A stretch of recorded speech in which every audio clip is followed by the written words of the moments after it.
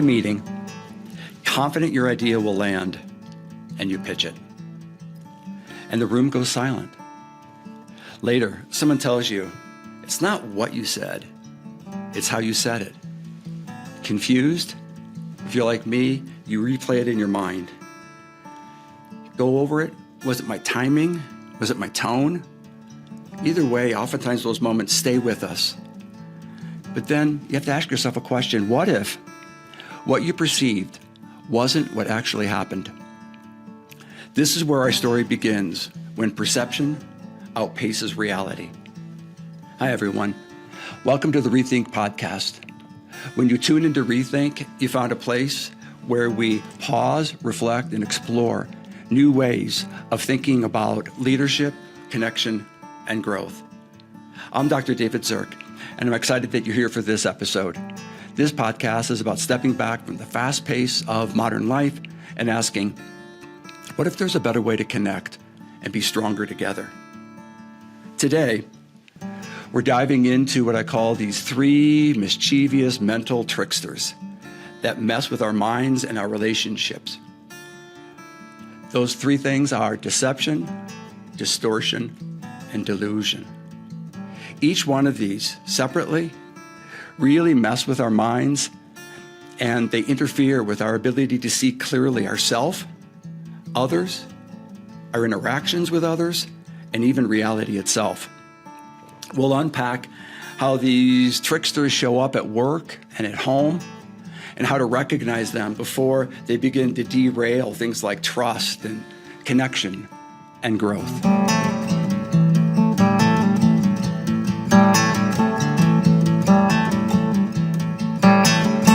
When I think of these 3 mental tricksters, I think about how the mind operates.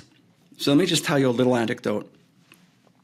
A while ago, I had a privilege and opportunity and time, if you will, to write a book. So I started writing a book called Relationship Intelligence, How to Turn Conflict into Connection.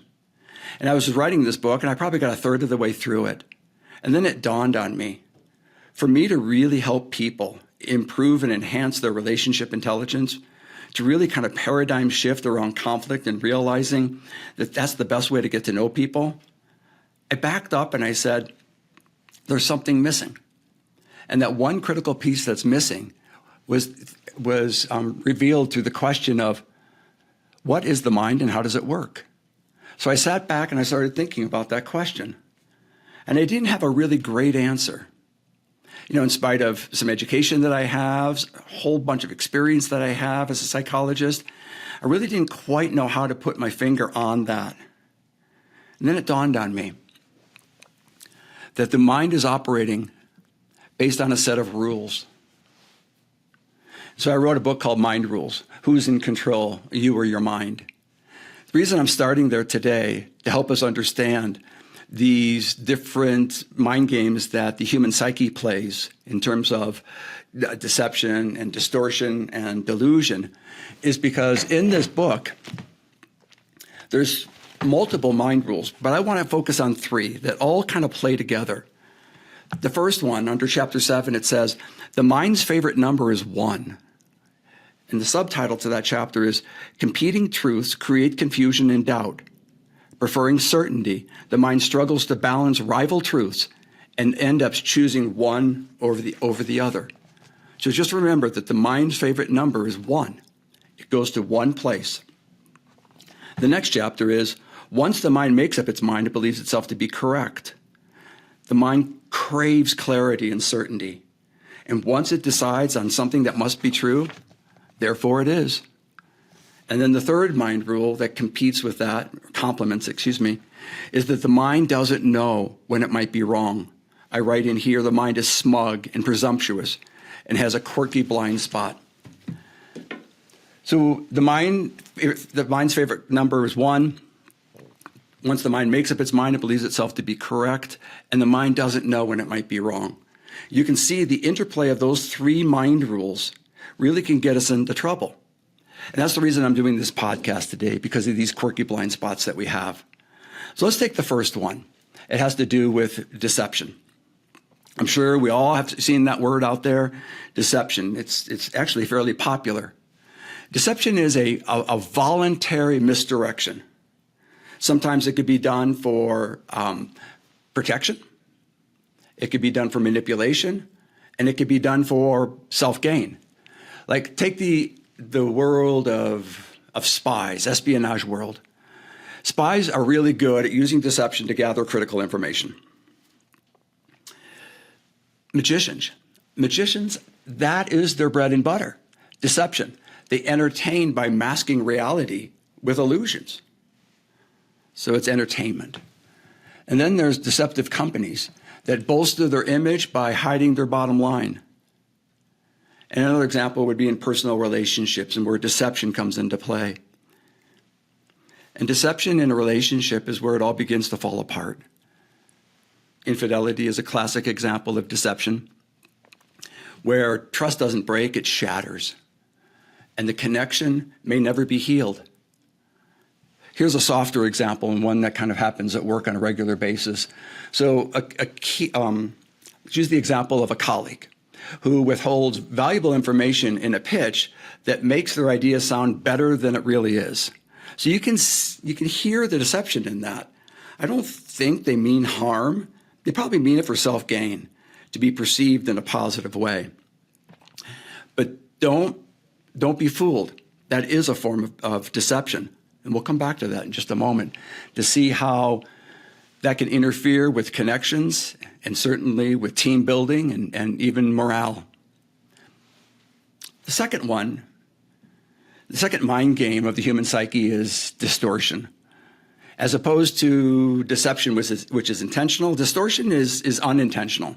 And it can range from being quite conscious to quite unconscious, not being fully aware of what's going on. Distortion shows up in terms of perceptions that are twisted by biases, by emotional states, and by just incomplete data. But remember, once the mind makes up its mind, it believes itself to be correct. So we live in a world where misinformation and disinformation are extremely popular, where fact is really hard to distinguish from fiction. And that makes life tricky, whereas people are distorting the truth. And even though our mind wants to understand what the truth of the matter is, when it's distorted, we go to a place of confusion. To help kind of like remedy some of that confusion, we have mental filters. I'll make it really simple right now. Think about two different people with two different mental filters, one being optimistic and one being pessimistic. Starting with the optimist, who filters information through a very positive lens. They're the kind of people who take something that's very neutral and turn it into something amazing. And just as they do that kind of magical mental shortcut, so does a pessimist. A pessimist is a person who sees things almost continuously in a negative light. So here's that same neutral information. The pessimist takes it, filters it through their lens, and they see it as something negative, something untoward, something unlikable, something to shy away from or move away from. These are all forms of distortions. It could be positive like an optimist or negative like a pessimist. Another really popular form of distortion in our incredible fast-paced world is social media. Kind of this unending popularity race based on impression management. As we know through different platforms like Instagram and Snapshot and Facebook, they always showcase just the best parts of an experience. You might flip through something and you think, oh my gosh, they're having an incredible life. They're living happily ever after. And by comparison, you might think my life is boring. I don't have as many ups as most people do. But really what's happening is your mind is filtering other people's experiences through distortion. Now, I'm not saying people on Facebook are distorting the truth. I'm just saying that you're seeing a very thin sample of a person's lived experience, and you're seeing that through their preferred exposure. They're showing you their preferred experiences. That's a form of distortion. So we've had deception, that very voluntary misdirection. We have distortion, something we always do. Here's an example. Think about you're at work and you just find yourself kind of in a bad mood. And another person gives you some really good constructive feedback, but you take it as a personal attack. Just like the pessimist, you filter that information. Your bad mood has influenced how you perceive that information. Your energy, your mood, your emotions have distorted the information, which was a constructive feedback, and turned it into something negative and unwanted, a personal attack. So we've covered deception and distortion, and there's one more mental shortcut, and it's delusion. This is what I would call the deepest rabbit hole. This is kind of like where we have these self-sustaining illusions. Self-deception is very unconscious, and we begin believing it. We stick with it in spite of the evidence. Now, this is where our mind misleads us. You've heard of perhaps delusions of grandeur, people who, think they're better than they really are, stronger than they really are, smarter than they really are. They have these flights of fancy, delusions of grandeur. Then you might have heard of people with persecutory delusions, where they think that everyone is out to get them. These are all forms of mind games that the human psyche is playing. In delusions is where we blur the line between reality and fantasy. You might ask yourself, so how does this show up at work? We've used examples of how deception shows up at work, where a person has an intentional misdirection, kind of sharing pieces of the truth, not the whole truth, for purposes of self-gain. We have distortion. That's where you have filtered information through your bad mood and turned it into something really negative. And delusion shows up where a team member insists that they're carrying the team, when in reality, they're missing deadlines, they're underperforming, and in fact, they're kind of even alienating some of their peers. But they're in a delusional state. They're not aware of how their behavior is really impacting other people. That's their blind spot. These distortions, they impact how we interpret situations and how we respond to others. They alter our sense of truth. And the point I'm trying to make with this podcast is these things happen without us realizing it. Let me give you a workplace example about a group of people come together. So I want you to picture a team that's under pressure, and they failed on a product launch. So here's this team that worked really hard in unison, tried to move the ball forward, but when they launched, it just didn't go as planned. So you have one team member who deceives leadership by minimizing their role in those missteps. Kind of similar to what we talked about before. But this is a person who's not taking ownership, who's abdicating responsibility and saying, I think it was more them than me. I want you to understand that team member is demonstrating a level of deception. Now let's take another team member, same team, and they distort the entire situation differently because they see it through the lens of anxiety. They believe, because of their anxiety and their difficulties with their relationship with the future, they assume that everyone blames them. That's right, just like the first person deflects responsibility, this other person who's distorting it through a negative lens is absorbing the negativity. They're taking responsibility for the whole enchilada. Then there's the third team member. And this is one who is tinged with a delusion. They're convinced that leadership is flawless, that they're blind to any kind of peer feedback, and they don't see the declining morale. They don't hear or feel the disappointment in the air because of this failed product launch. They're deluding themselves. So when these three different biases, when these three different mental shortcuts come into play and they go unchecked, collaboration can break down, accountability disappears, and progress in terms of forward motion just stalls. But when the teams learn to recognize these mental misfires and they start seeing things more clearly, they can start beginning to connect more effectively. So let's have some fun.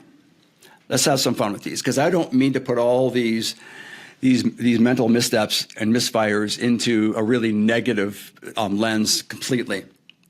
There's something that we do pieces and parts all the time. So here's my challenge to you. This week, I want you to pause in a moment of conflict or confusion and ask yourself, is this real?